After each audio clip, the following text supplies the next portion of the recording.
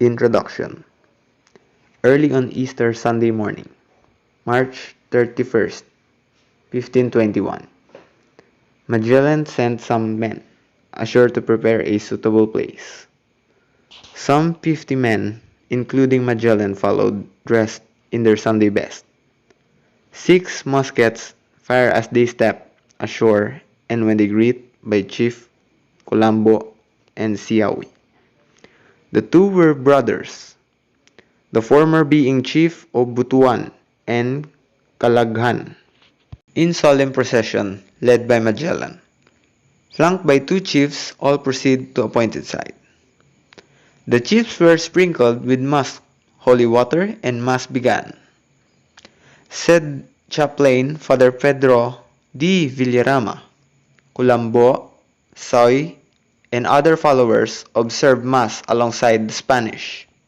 At the elevation, artillery of the three ships simultaneously fired. It was pageantry designed to impress the natives who were described as also venerating the cross with the caveat that Enrique de Malacca, the translator, probably could not explain how bread and wine were transformed to flesh and blood. After Mass, the crowd was treated and fencing exhibition. In the afternoon, a cross was carried and placed at the summit of the highest nearby mountain. Antonio Pigafetta, chronicler of the Magellan expedition, identified the place as Masawa. Early accounts, mainly by friars relying on available writings and on tradition, reported the first mass as being held in Butuan, Agusan del Norte, specifically on an island called Masao. The 1734 Murillo Velarde map, for example, indicates the first land sighting as Surigao, from where the expedition headed north to Dinagat and Limasawa, then south to Butuan, back north to Limasawa, from where they sailed along the west coast of Leyte, the Camotes Islands, and down to Sugbo and Mactan. In 1872, a marker was raised in Agusan at the place where the first mass was then believed to have been held. With changes in place names and the course of the Agusan River, the marker location is now in town of Magallanes across the river from Butuan City. Pigafetta organized and expanded his notes into a more detailed manuscript written possibly in Vineyan dialect and was published in a French translation that was in turn later published in Italian translation. These were rare books by the 19th century, and even Jose Rizal seemed to have been unaware of their existence. American librarian James Robertson was thorough.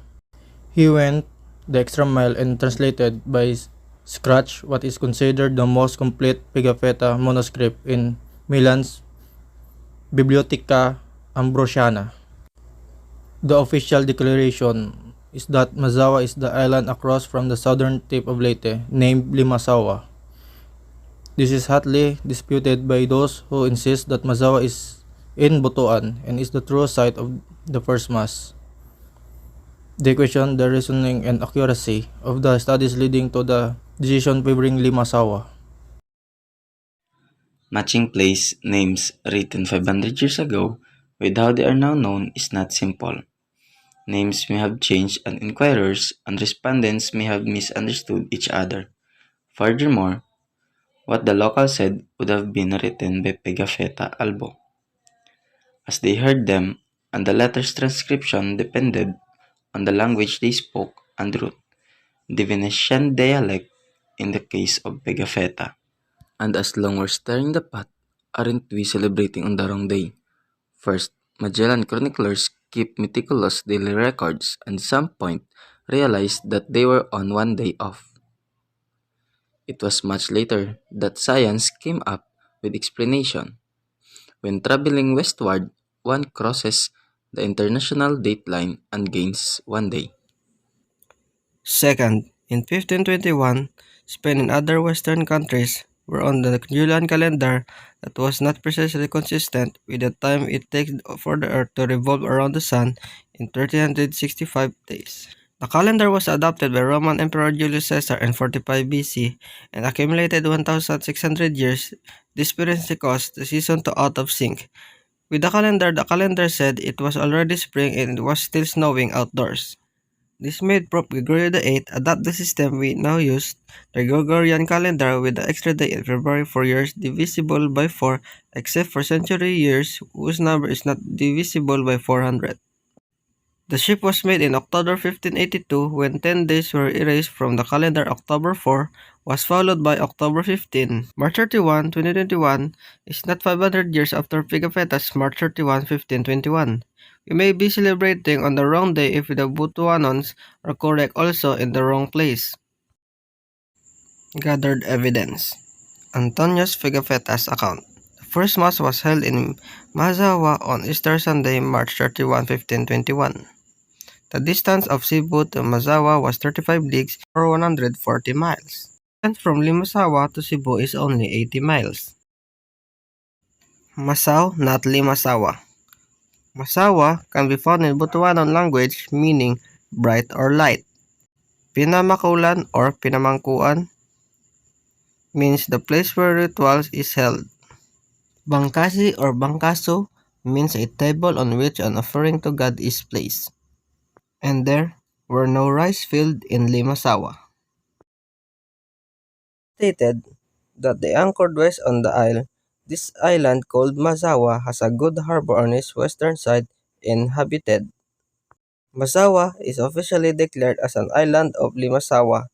An isle without anchorage and port is located cast on the island. Dimafra's most qualifying testimony is that Mazawa was 15 leagues below Butuan. National Historical Institute. March 31, 1998, the National Historical Institute chose to adopt a finding of Gangkayon panel which dismissed the Hines de Mafra account as fake and forthwith utterly reverted the discussion to the Mafra context, which is back to whether the site of the first mass was Limasawa, the isle without anchorage, or Butuan, which is not a isle. The NHI reaffirmed its previous pronouncement that Limasawa is Magellan's port. Hines de Mafra historical accounts. Vicente de Jesus said historians do not consider the accounts of Hines de Mafra which bolster the Butuan claim. Lawrence Bergreen gave the recognition to de Mafra's document it books, which unlocks the mystery of the island of Mazawa. The shape of the isle, almost circular, 3/4 leagues translate to an area up to 3,930 hectares. In contrast, Limasawa is only 690 hectares.